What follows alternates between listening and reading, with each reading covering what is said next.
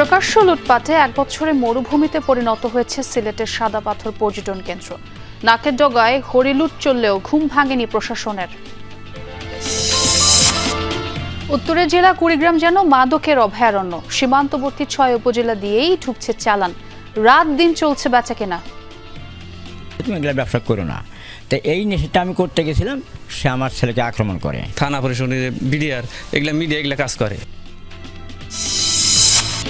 রংপুরে পিটুনিতে 2 জন নিহতের ঘটনায় ফুঁসে উঠেছে এলাকাবাসী। হত্যাকারীদের বিচারের আওতায় আনার দাবি। কত কাউলাইছে কেউ ছাড়ে নাই, কেন থানায় দিলেন না? কত প্রকারের আইনের কত রকম বিচার আছে, কেন করলেন না? কেন ডাঙ্গে মারি ফেলাইলেন?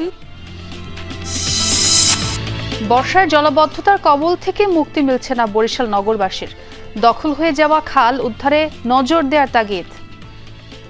ড্রেনেজের কাজগুলো করত এবং পানির প্রবাহ প্রতিনিয়ত ছিল, সেই খালগুলোকে মূলত বন্ধ করে দেওয়া হয়েছে।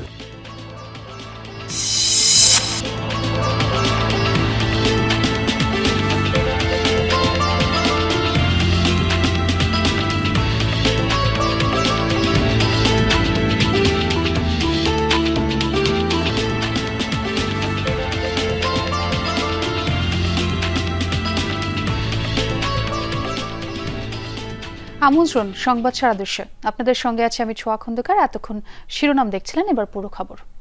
প্রশাসনের নাকের ডগায় গত 1 বছরে ভয়াবহ লুটপাটে মরুভূমিতে পরিণত হয়েছে সিলেটের সাদা পাথর পর্যটন কেন্দ্র।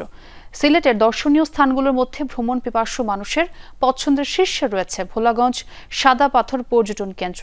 গত 1 বছরে এখান থেকে লুট হয়েছে প্রায় সব সাদা পাথর। ওপরের পাথর লুটের পর এখন গর্ত করে উত্তোলন চলছে। গেল বছরের 5 আগস্টের পর থেকে বিরামহীনভাবে চলছে এই লুটপাট। পরিবেশ কর্মী ও স্থানীয় পর্যটন ব্যবসায়ীদের অভিযোগ, আগে যত দূর চোখ যেত দেখা যেত সাদা পাথরের বিছানা, কিন্তু সেখানে এখন ধুধু বালুচর। তাদের ভাষ্য মতে 1 বছরে 1,50,00,000 ঘনফুট পাথর লুট হয়েছে, যার আনুমানিক বাজার মূল্য 200 কোটি টাকার অধিক।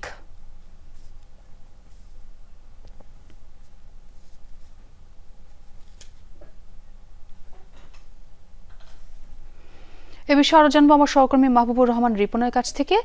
রিপন, সাদা পাথর পর্যটন কেন্দ্রের এমন দশা দেখে স্থানীয়রা কি বলছেন, এবং এই যে লুটপাট সেটি বন্ধে প্রশাসনের কোনো উদ্যোগ চোখে পড়েছে কিনা একটু জানতে চাই আপনার কাছ থেকে।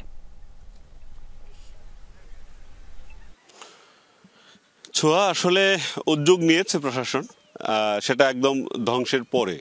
যখন ধ্বংসযজ্ঞ চলছিল তখন নির্বিকার ছিল এই প্রশাসন, এবং সে কারণেই আজকে এই সাদা পাথরে যেখানে সাদা পাথর বেছানো ছিল সেই জায়গায় কিন্তু এখন গর্ত হয়েছে।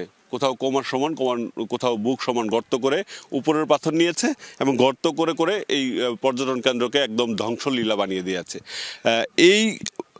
এসবের যে আজকে নতুন হচ্ছে এরকম না, গত 1 বছর ধরে আমরা কিন্তু বলে আসছিলাম। আমরা যমুনা টেলিভিশনে এ নিয়ে কয়েক দফা প্রতিবেদন করেছি, কিন্তু প্রশাসনের কোনো টনক নড়ছিল না। এবার একদম শেষ হয়ে গেছে তখন তাদের টনক নড়েছে, এবং গতকাল একটি অভিযান আমরা দেখেছি, এবং এর আগেও কিছু অভিযান হয়েছে, সেটা আসলে লোক দেখানো অভিযানই বলে এখানকার লোকজন। তবে স্থানীয়দের একটি অংশ কিন্তু এর সাথে জড়িত, কারণ যারা পাথর ব্যবসায়ী রয়েছেন, যারা এই লুটপাটের পাথর কিনছেন, তারাই মূলত এই শ্রমিকদের বিভিন্ন জেলা থেকে নিয়ে আসছেন এবং তাদেরকে দিয়ে লুটপাট করিয়ে কম দামে পাথর কিনছেন, তারা লাভবান হচ্ছেন। তাদের বিরুদ্ধে কিন্তু এখন পর্যন্ত কোনো ব্যবস্থা নিতে দেখিনি। মূলত সব বলে রাখি যে এই পাথরগুলো এটি খনিজ সম্পদ, এটার দায়িত্ব হচ্ছে খনিজ সম্পদ অধিদপ্তরের, জেলা প্রশাসন সেটা দেখভাল করেন।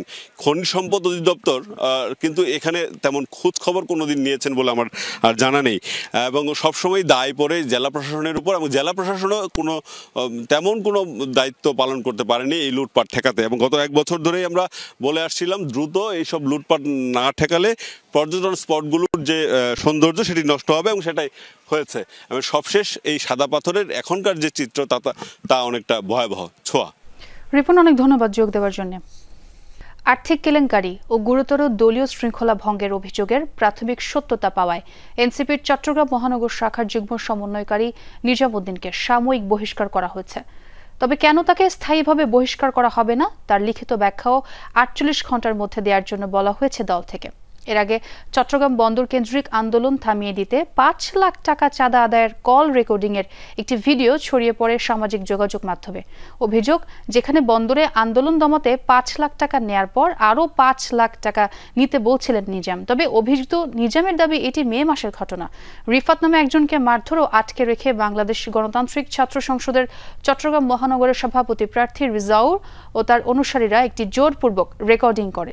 নিজামের বিরুদ্ধে আগেও ২ কোটি টাকা চাঁদা না পেয়ে ব্যবসায়ীকে পুলিশে তুলে দেওয়ার অভিযোগ রয়েছে। সাংবাদিক আসাদুজ্জামান তুহিন হত্যার ঘটনায় বিএনপিকে জড়িয়ে অপপ্রচারের অভিযোগে এনসিপি নেতা সার্জিস আলমের বিরুদ্ধে গাজীপুর সিএমএম কোর্টে মামলা হয়েছে। অতিরিক্ত চিফ মেট্রোপলিটন ম্যাজিস্ট্রেট কোর্টে মানহানির এই মামলা করেন বাসন থানা বিএনপি সভাপতি তানভীর সিরাজ। শুনানি শেষে মামলাটি আমলে নিয়ে সিআইডিকে তদন্তের নির্দেশ দেন আদালত। বাদী তানভীর সিরাজ বলেন, অপরাধী চক্রের ভিডিও করায় সাংবাদিক তুহিনকে হত্যার ঘটনায় সার্জিস আলম না জেনেই বিএনপিকে জড়িয়ে নানা অপপ্রচার চালিয়েছেন, যা দলের ভাবমূর্তি নষ্ট করেছে। তাই দলের নির্দেশনা অনুযায়ী মামলা করা হয়েছে।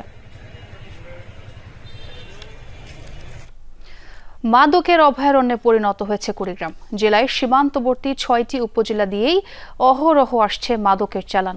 স্থানীয়রা প্রতিবাদ জানালে চালানো হয় হামলা। এমনকি মাদক কারবারিদের ধরতে গিয়ে হামলার শিকার হতে হয়েছে পুলিশ সদস্যদেরও। এত কিছুর পরও প্রকাশ্যেই মাদক বেচাকেনা চালিয়ে যাচ্ছে মূল হোতারা। অন্ধকার রাতে কিংবা দিনের আলোয় সীমান্ত পেরিয়ে বস্তায় ভরা মাদক ঢুকছে কুড়িগ্রামে, এরপর ছড়িয়ে পড়ছে গোটা জেলায়। অরক্ষিত সীমান্ত দিয়ে মাদক দেশে প্রবেশ করায় চোরাকারবারিদের অভয়ারণ্যে পরিণত হয়েছে জেলাটি। হাত বাড়ালেই মিলছে মদ, গাঁজা, ইয়াবাসহ সব ধরনের মাদক। প্রতিবাদ করতে গেলে নির্যাতনের পাশাপাশি হত্যা চেষ্টা করতেও পিছপা হয় না কারবারিরা। ঢাকার চিহ্নিত মাদক কারবারি, মাদক এবং হত্যা চেষ্টার একাধিক মামলার আসামি নুন্নবীর প্রধান কামলা ফারুক স্বর্ণকারের বাড়িতে পুলিশ রেড দেয়। পুলিশ ইয়াবা সহকারে ফারুককে অ্যারেস্ট করে। একে কেন্দ্র করে ১০ মে ২০২৫ রাত ১২টার দিকে নুন্নবী এবং নুন্নবীর সহযোগী সায়েম এবং আরও অজ্ঞাত ২ জন মিলে আমাকে হত্যা করার চেষ্টায় মারধর করে। দুটো কালো পোশাকওয়ালা মানুষ আমার মুখের মধ্যে ট্যাপ মারে। ট্যাপ মারার পর ২ জন মিলে আমার ঘাড়ে করে যখন নিয়ে যায়, তখন ফোনে কথা বলতেছিল যে ওরে মারুম না ওর বাপেরে মারুম। কিছু দূর যাওয়ার পরে পাশেরটা যখন পইরা যায়, ওঠার পরে আমার গলা সোজা কোপ দিছে। চানাকে বলছিলাম যে বাবা তুমি এগুলো করো না বা খাইও না, আমাদের এলাকায় অনেক ব্যবসায়ীদের ধরা পড়তেছে বা মার খেতেছে, তুমি এগুলো ব্যবসা করো না। তো এই নেশাটা আমি করতে গেছিলাম, সে আমার ছেলেকে আক্রমণ করে। শুধু সাধারণ মানুষ নয়, মাদক ব্যবসায়ীদের আটক করতে গিয়ে হামলার শিকার হতে হয়েছে পুলিশ সদস্যদেরও। স্থানীয়দের অভিযোগ, পুরো ব্যবসার নিয়ন্ত্রণ রয়েছে নূরনবী নামে একজনের হাতে। পুলিশ প্রশাসনকে ম্যানেজ করেই ব্যবসা করছে সে। একটু যদি করা যায়, আমারই বেজাল ওদের না, প্রতিবাদ করলে আমারই ভেজাল, হয়তো আমার আরেকদিন ধরিয়ে দেবো, এই ভয়ে আমরা কিছু করি না।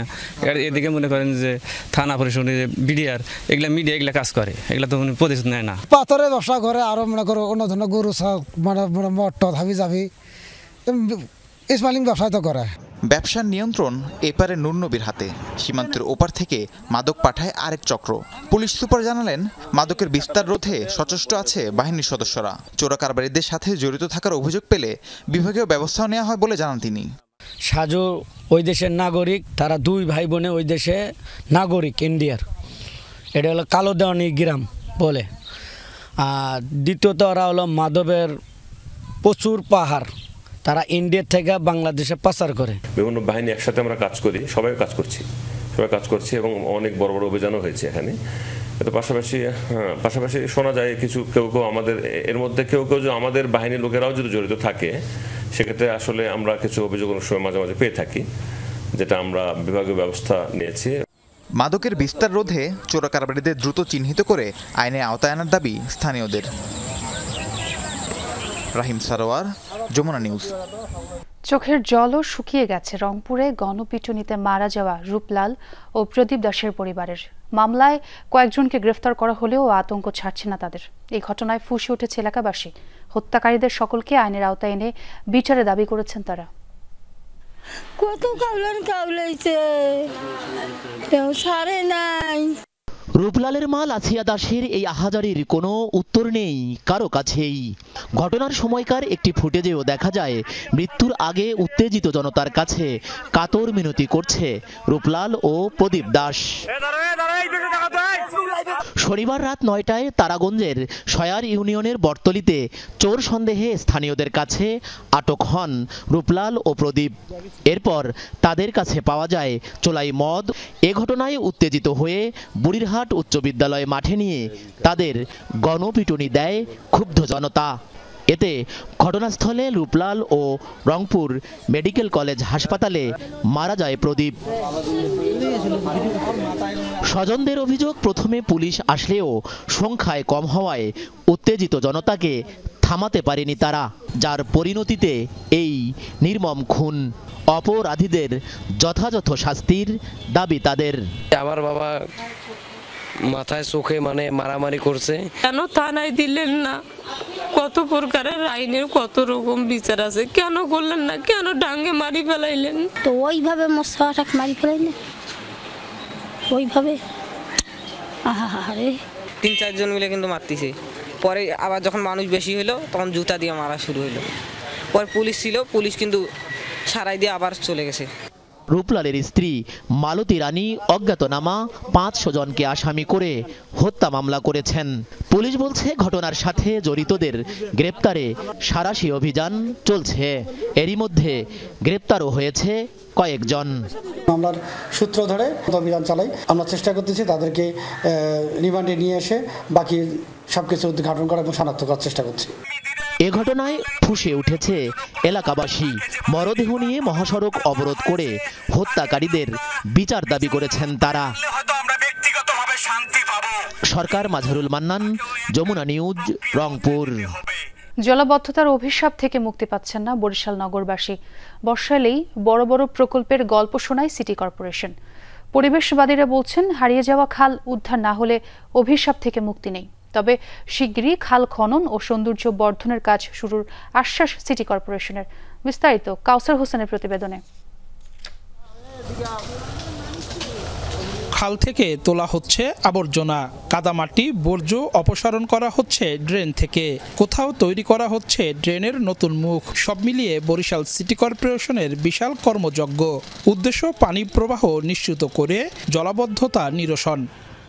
ইতিপূর্বে আমরা অনেক খালি পরিষ্কার পরিচ্ছন্নতা কার্যক্রম করেছি এবং পানি প্রবাহ যেহেতু চলমান থাকে সেজন্য যেখানে প্রতিবন্ধকতা আছে সেখানে আমরা ওগুলো অপসারণ করে আমরা জলাবদ্ধতা নিরসনের জন্য কাজ করে যাচ্ছি। কিন্তু বাস্তবতা কি বলছে? মাত্র ৩০ মিনিটের বৃষ্টিতে ভেসে গেল সিটি কর্পোরেশনের সকল চেষ্টা। জলাবদ্ধতায় বন্দী নগরবাসী। কোনো কোনো এলাকার পানি নামতে সময় লাগে ২ থেকে ৪ দিন। মরার উপর খাড়ার ঘা ড্রেনের ধীরগতির নির্মাণ কাজ। প্রতি বছরে বর্ষাকাল আইলেই ১ রোডের উপরে পানি থাকে। এখানে একটা স্কুল আছে এবং অনেকের ক্ষতি হচ্ছে, ব্যাপক ক্ষতি হচ্ছে। প্রত্যেকটা গলিতে গলিতে গলিতে গলিতে পানি, নানান রকমের ময়লা বিবিধ কারণে হচ্ছে যে পানিগুলো আটকে যায়। পরিবেশবাদীরা বলছেন খালের অস্তিত্ব বিলীন এবং অপরিকল্পিত ড্রেনেজ ব্যবস্থাই জলাবদ্ধতার মূল কারণ। বরিশাল নগরীতে ছড়িয়ে থাকা ২৩টি খালের বেশিরভাগের নেই অস্তিত্ব। যা আছে তাও দখল দূষণে পরিণত হয়েছে ছোট নালায়। এর অন্যতম কারণ হচ্ছে যে আসলে বরিশাল নগরীতে যে খালগুলো ছিল যেগুলো মূলত ড্রেনেজের কাজগুলো করত এবং পানির প্রবাহ প্রতিনিয়ত ছিল, সেই খালগুলোকে মূলত বন্ধ করে দেওয়া হয়েছে। সিটি কর্পোরেশন কর্তৃপক্ষ বলছে অর্থাভাবে বৃহৎ পরিসরে খালগুলো খনন বা সংস্কার সম্ভব হয়নি। একটা প্রকল্প আপনার এটা পিইসি হয়ে তাদের কারেকশন এবং ফাইন্যান্স মিনিস্ট্রির কারেকশন অনুযায়ী আমরা স্থানীয় সরকারে পাঠিয়েছি। এটা ৭৭৯ কোটি টাকার। ২০২৪ সালে ৭টি খালের উন্নয়ন করেছিল পানি উন্নয়ন বোর্ড। প্রায় ১৮ কিলোমিটার অংশ খনন এবং আবর্জনা অপসারণের নামে খরচ হয়েছিল ৬ কোটি টাকার বেশি, কিন্তু দৃশ্যমান কোনো অগ্রগতি নেই। বরিশাল সিটি কর্পোরেশনের বর্তমান নীতি নির্ধারকরা বলছেন খাল খননে ৭৫০ কোটি টাকার একটি প্রকল্প মন্ত্রণালয়ে অনুমোদনের অপেক্ষায় রয়েছে। বিগত দিনগুলোতেও এই সিটির যারা দায়িত্বে ছিলেন তারাও শুনিয়েছেন হাজার কোটি টাকার প্রকল্পের গল্প। তবে দিন শেষে খালগুলো রয়ে গেছে আগের মতোই, আর জলাবদ্ধতার ভোগান্তিতে নগরবাসী। কাউসার হোসেন, যমুনা নিউজ, বরিশাল। দর্শক, এ ছিল সংবাদ সারা দেশে এখনকার আয়োজনে। এতক্ষণ যারা সঙ্গে ছিলেন সবাইকে ধন্যবাদ।